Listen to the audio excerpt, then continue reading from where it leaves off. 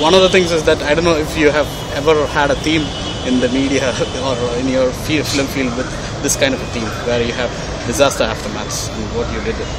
Any of those things that you have thought of? Not in detail like how you're saying it, but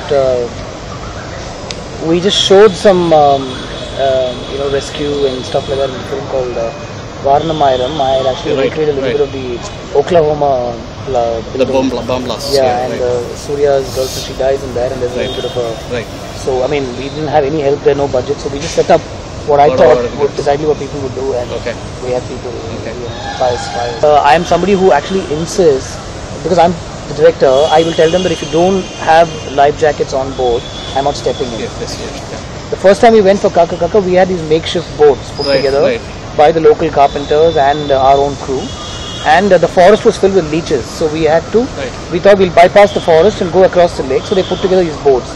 Now this lake is not a regular tourist lake, it's just a lake, it's a natural lake and all that stuff, but there's no people there's no tourists and stuff like that, which is why we found the spot and we put up a wood house there.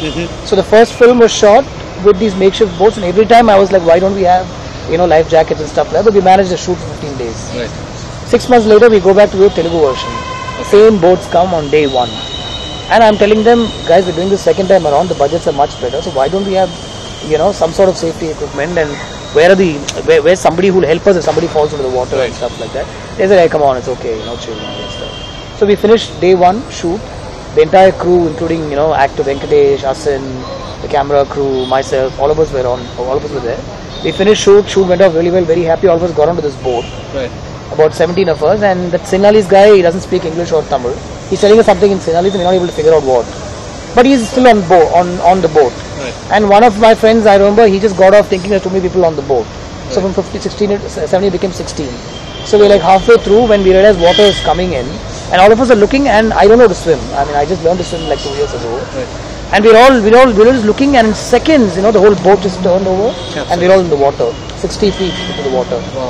And normally I panic, because in Kerala and all, when I've been swimming or tried to, I normally panic, but that day somehow, I don't know, I didn't panic at all. Went right in, and then somehow just came out and managed to put my head up, and the boat had turned over, and I managed to hold on to the boat. Nasin's father pulled me over and stuff like that, and one by one, we all came on top of that boat. But I remember my cameraman friend Rajshekhar came out unconscious, stomach bloated and tongue out, and we gave him mouth to mouth. I actually put him on my lap and pumped him and stuff like that, and then we shipped him to the hospital, and he's still unwell with a certain infection that he had because of the water and whatever is inside. One part of his thigh bone had to be operated on and stuff like that, I know. So since then I've always insisted that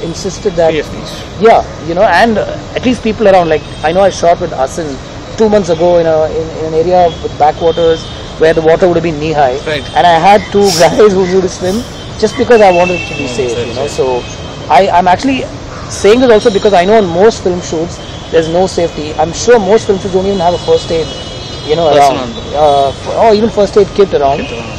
Doctors, like in the US I've shot, when you tell them that it's an action sequence, they have cops there, guiding us, and there's a big crew that will tell us what to do, what not to do, and stuff like that. I wish, everybody got a little more organized. In fact, film crews alone, you should provide classes. You should tell them, don't do these sequences without somebody on board.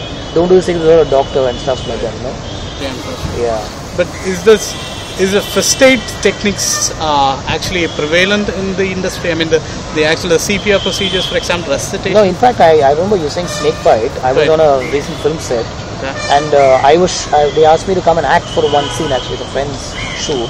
I went there, shoot was delayed for 1 hour because one of the crane guys got bit by a snake. And they had rushed him from, I think what they did was immediately they tied a cloth around the snake bite and stuff like that. Again, tourniquet. Tourniquet is not something you should be doing. Okay. See, I don't know that, so I'll probably ask you what. So when I came there, I heard that the shoot was delayed because somebody got bit by a snake. And they shifted him from 3 to 4 hospitals because there was no antivenom. And actually, we just became an authorized provider for American Red Cross, and we actually do professional CPR classes now. So if there's anybody who would prefer to do it, you please let us know. We'll give you the training that the American Red Cross provides us, and which is it's not really you can't sit and watch someone do CPR and learn from it. Which is a very common thing. You have to actually spend about an hour if you want to actually learn how to do it, because otherwise what happens is you're actually depressing the chest, and by the time the emergency crew reaches there, your chest will be pulped, and you would actually cause so much damage that even despite the person being resuscitated, you really cannot you cannot make the person survive.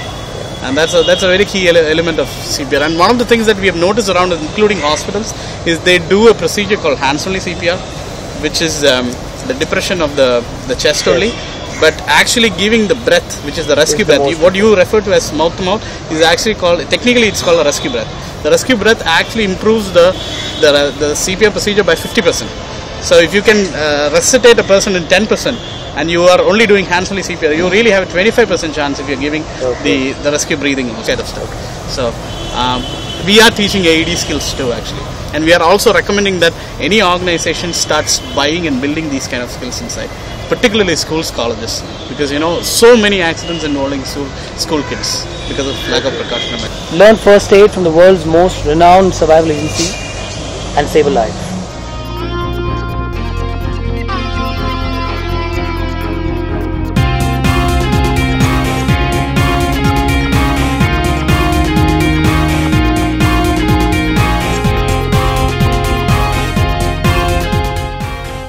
Be a survivor, join Survival Instincts.